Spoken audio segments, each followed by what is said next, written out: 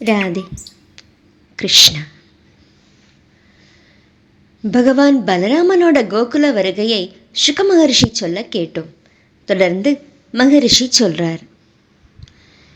பரீட்சித், பலராமன் நந்தகோகுலம் போயிருந்தப்ப அறிவற்ற கருஷ தேசத்து அரசன் பவுண்டரகன் ஸ்ரீ கிருஷ்ணருக்கு நான் தான் வாசுதேவன்னு தூதன் மூலமா செய்தி அனுப்பினான். உலகத்தை காக்க அவதரிச்ச பகவான் வாசுதேவன் நீங்க தான் அறிவிலிகள் வஞ்சகமா புகழ அதை அவனும் நம்பி தன்னையே பகவான் அச்சுதனா நினைச்சுக்கிட்டான். அறிவில்லாத சிறுவன் விளையாடுறப்ப அரச வேடம் பூண்டு நடிச்சதால தன்னையே உண்மையான அரசனா நினைச்சுக்கிற மாதிரி தன்னையே வாசுதேவனா நினைச்சுக்கிட்டான் அந்த அறிவிலி பவுண்டரகன். யாராலையும் உணரக்கூட முடியாத திருவிளையாடல்கள் புரியிற துவாரகையில விளங்குற ஸ்ரீ கிருஷ்ணர்கிட்ட தூதனை அனுப்பினான். அந்த தூதனும் துவாரகை போய் சுதர்மாங்கிற அரச சபையில் அமர்ந்திருக்கிற தாமரை கண்ணனான பகவான் ஸ்ரீ கிருஷ்ணர்கிட்ட பவுண்டரக அரசன் சொன்ன செய்தியை தெரிவிச்சான். அத்தனை உயிர்களிடத்திலையும் பரிவு கொண்டு அவதரிச்ச வாசுதேவன் நான் ஒருத்தனை, வேற யாரும் இல்லை. அதனால நீ வச்சுக்கிட்ட வாசுதேவங்கிற பொய் பேரை விட்டுடு. யாதவனே, என்னோட அடையாளங்களான சங்கு சக்கரம் இவற்றை நீ முட்டாள்தனமா தரிச்சிருக்க. அவற்றை விட்டுடு, என்ன சரணடைஞ்சிடு, இல்லை என்னோட யுத்தம் பண்ணு. பரீட்சித், அறிவிலியான கருஷ அரசன் பவுண்டரகனோட அந்த பிதற்றலை கேட்ட சபையில இருந்த உக்ரசேனர் முதலானவங்க உரக்க சிரிச்சாங்க. இப்படி பரிகாசம் பேசின தூதன் கிட்ட பகவான் பதில் சொன்னார். தூதனே, நீ உன் அரசன் கிட்ட போய் சொல். மூடனே, நீ சொன்ன என்னோட அடையாளங்களான சக்கரம் முதலானவற்றை உன் மேலையும் எந்த மூடர்களோட பேச்சை கேட்டு இப்படி பிதற்றிக்கிட்டு இருக்கையோ அவங்க மேலையும் விடறேன். அறிவிலியே, நான் உன்னை கொன்னதும் இப்படி பிதற்றிக்கிட்டு இருக்கிற உன்னோட வாயை மூடிக்கிட்டு பருந்தும் கழுகும் கொத்தி பிடுங்க பூமியில விழுந்து கிடப்ப. அப்ப உன்னை குத்தி குதிர நாய்களுக்கு நீ உணவாவ. இப்படி பகவான் மறுத்து சொன்னது அத்தனையும் தூதன் தன்னோட அரசன் கிட்ட சொன்னான். பவுண்டரகன் அப்ப காசியில இருந்ததால ஸ்ரீ கிருஷ்ணரும் தேர்ல ஏறி காசிக்கு போனார். மகாரதனான பவுண்டரகனும் ஸ்ரீ கிருஷ்ணரோட போர் முயற்சியை அறிஞ்சு 2 அக்ஷௌகினி படையோட நகரத்துல இருந்து வேகமா புறப்பட்டான். பவுண்டரகனோட நண்பனான காசிராஜனும் அவனுக்கு உதவுறதுக்காக 3 அக்ஷௌகினி படையோட பின்னாடி போனான். அப்ப பகவான் ஸ்ரீஹரி பவுண்டரகனை பார்த்தார். அவன் சங்கு சக்கரம் உடைவாள் கதை சார்ங்கவில் ஸ்ரீவத்சம் முதலான அடையாளங்களோட பொய்யான ஒரு கௌஸ்துவமணி வனமாலை அணிஞ்சு மஞ்சள் பட்டாடை உடுத்தி தேர்ல கருடக்கொடியோட விலை மதிக்க முடியாத மகுடம் தரிச்சு ஒளி வீசுற மகர குண்டலங்கள் பூண்டு விளங்கினான். நாடக அரங்கத்துல வர்ற அரசனோட வேடத்தை பூண்டுகிட்ட நடிகனை மாதிரி செயற்கையா வேடம் ஏற்றிக்கிட்டு தனக்கு முன்னாடி நிற்கிறவனை பார்த்த ஸ்ரீஹரி அவனோட வேடம் தன்னை மாதிரியே இருக்கிறதை பார்த்து வாய் விட்டு உரக்க சிரிச்சார். அப்ப பகைவர்கள் சூலங்கள் கதைகள் குண்டாந்தடிகள் சக்திவேல் வாள் உலக்கை பிராசம் தோமரம் பட்டாக்கத்தி அம்புகள் இவற்றால ஸ்ரீகிருஷ்ணரை தாக்கினாங்க. யுக முடிவில் பிரளய காலத்தி அத்தனை பிராணிகளையும் எரிச்சு பொசுக்கிற மாதிரி ஸ்ரீகிருஷ்ணர் பவுண்டரகன் மற்றும் காசிராஜனோட யானைப்படை குதிரைப்படை காலாட்படை தேர்ப்படைன்னு 4 வகையான படைகளையும் கதை கத்தி சக்கரம் மற்றும் பானம் இவற்றால அழிச்சு கொன்னார். அந்த போர்ல தேர்கள் குதிரைகள் யானைகள் காலாட்படைகள் கழுதைகள் மற்றும் ஒட்டகங்கள்லாம் பகவானோட சக்கராயுதத்தால துண்டிக்கப்பட்டு மடிஞ்சு மலை மாதிரி குவிஞ்சது. அதனால அந்த போர்க்களம் ஸ்ரீருத்ரரோட உக்கிரமான விளையாட்டரங்கம் மாதிரி காட்சியளிச்சது.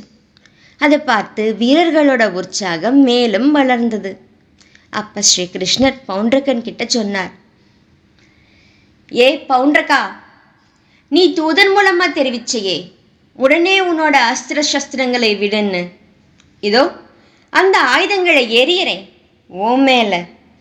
அறிவற்றவனே, நீ பொய்யா ஏத்துக்கிட்டு இருக்கிற வாசுதேவன்கிற என்னோட பெயரையும் விடுற மாதிரி செய்யறேன். என்னால உன்னோட போரிட முடியலைன்னா நான் உன்னை சரணடைவேன். இப்படி அவனை நிந்திச்ச பகவான் கூர்மையான அம்புகளால பவுண்டகனோட தேரை உடைச்சு அவனை தேரற்றவனா செஞ்சார். இந்திரன் மலைமுகட்டை வஜ்ராயுதத்தால பெயர்த்த மாதிரி பகவான் அவனோட தலையை சக்கராயுதத்தால வெட்டி வீழ்த்தினார். அப்புறம் காசிராஜனோட தலையை அம்புகளால காற்று தாமரையை அறுத்துறிகிற மாதிரி அறுத்து காசியில விழ வச்சார்.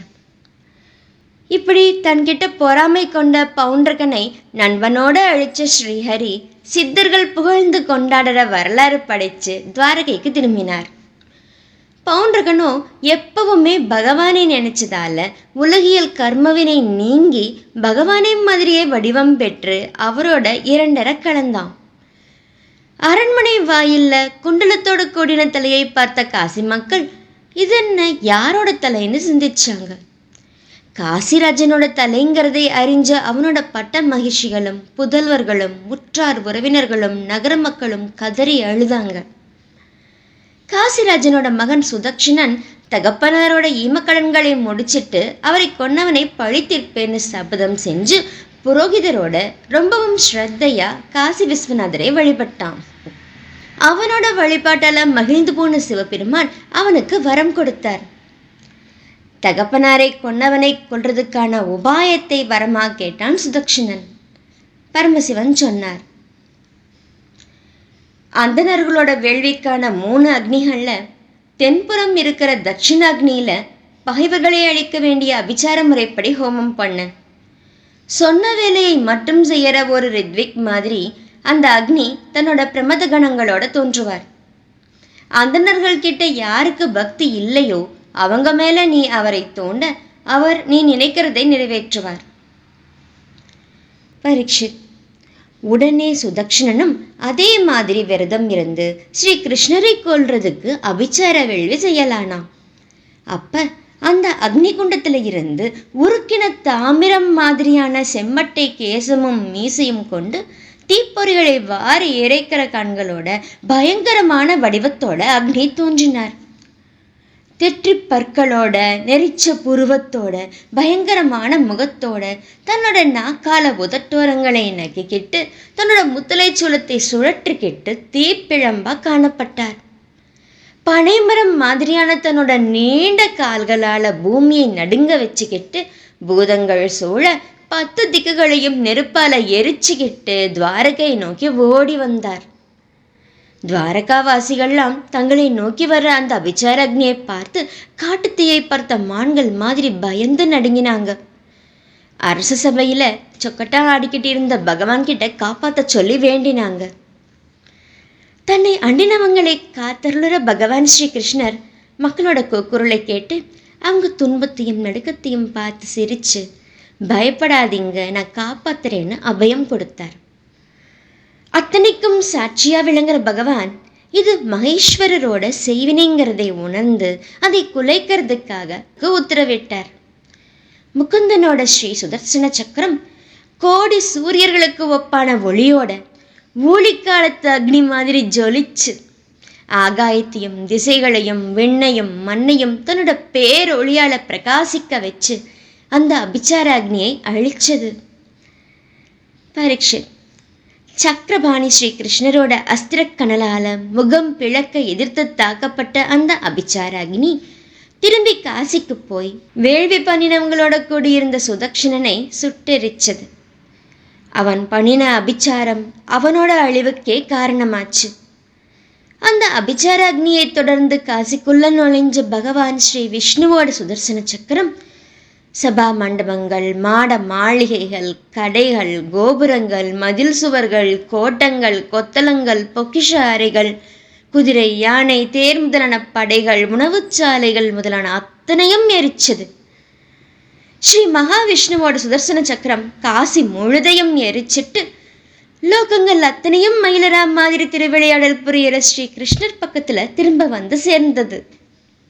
புண்ணிய கீர்த்தியுடைய ஸ்ரீ கிருஷ்ணரோட இந்த பேராட்டலை பற்றி சொல்பவனும் ஈடுபாட்டோட கேட்கிறவரும் அத்தனை தீவினைகளில் இருந்தும் விடுபடுவாங்க. ஸ்ரீமத் பாகவத மகாபுராணம் தசமஸ்கந்தத்தோட பிற்பகுதியில் 66வது அத்தியாயம் முற்றிற்று. சர்வம் கிருஷ்ணார்ப்பணம்.